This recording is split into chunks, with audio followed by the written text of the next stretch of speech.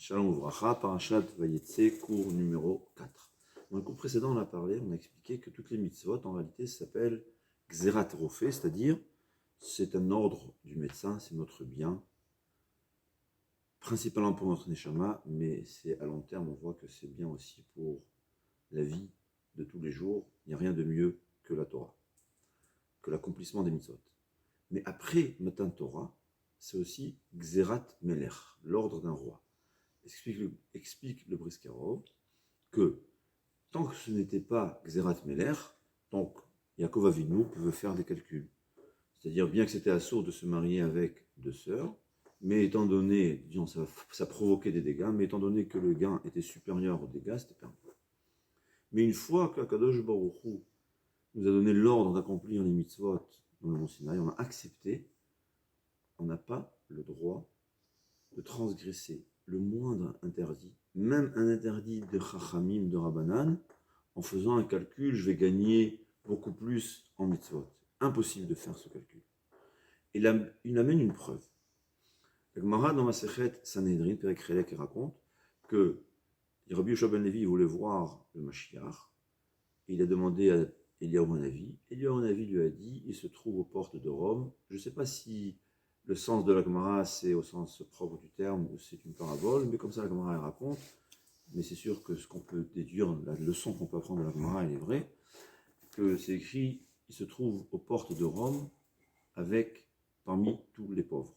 Il y a beaucoup d'explications de ça, c'est quoi le port de Rome.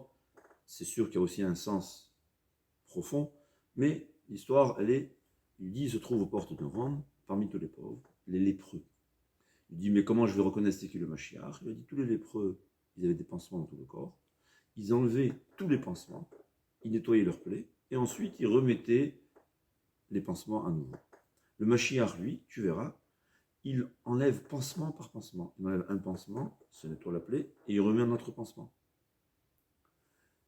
Et c'est comme ça que tu vas reconnaître le Mashiach. C'est écrit qu'il a reconnu le Mashiach. Il lui a dit, quand est-ce que tu vas arriver? Il lui a dit, Hayom, aujourd'hui. Passez-le aujourd'hui, il n'est pas venu. Pourquoi? Il a dit, tu m'en chazé chez toi. Il a dit non. Hayom, im bekolot ishmaron. Aujourd'hui, si on fait tes choix. Mais il lui a dit, alors pourquoi toi, tu es différent des autres lépreux? Les autres lépreux, c'est plus facile d'enlever tous les pansements de tout le corps, se nettoyer toutes les plaies en même temps et remettre tous les pansements. Pourquoi pansement par pansement? Il lui a dit pourquoi? Il dit parce que le Mashiach va venir le jour où le monde dans sa totalité sera majoritairement Zakai.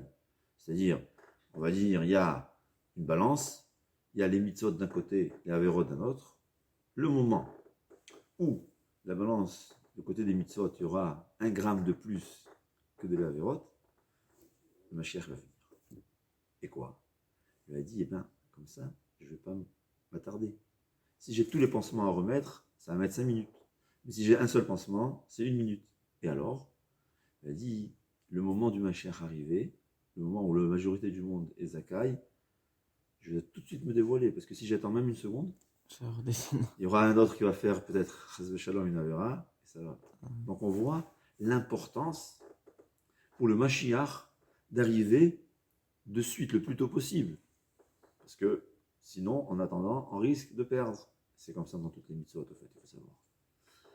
Mais il y a une Gemara étonnante. Masechet Eruvin Daf Mem Gimel, la Gemara nous dit, est-ce que Eruvin le Mala Maasara, est-ce que Troumin, je m'excuse, Troumin, c'est-à-dire on n'a pas le droit de marcher, de sortir de la ville au-delà de 1 km, Alpaim Ama, environ 1 km.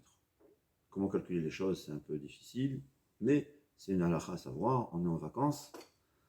Alors, passer au-delà du village, on n'a pas le droit de marcher, même à pied, même si on ne porte rien, on n'a pas le droit de marcher plus de Alpaim Ama. La Gemara là-bas juge, est-ce qu'il y a Alpaim Ama, Tromim dans l'air? Si on marche, c'est une question qui est fréquente aujourd'hui. Dans le bateau, par exemple, parce que le bateau, il est dit Fahim. Du coup, 10 points, environ 1 mètre au-dessus de l'eau. Aujourd'hui, ça pourrait être même dans le train, ça peut être même dans un carrosse. Que d'après ça, le Gemara a un doute. C'est-à-dire quelqu'un qui s'envole.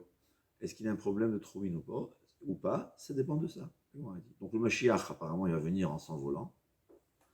Et la Gemara, elle juge, est-ce que yesh tromin ou pas. Il faut savoir que l'interdit de tromin, selon certains, c'est seulement midera banane. La Gemara a dit, elle prouve du fait que le Mashiach ne peut pas venir Shabbat, que yesh tromin, le ma'alam asara. C'est la Gemara.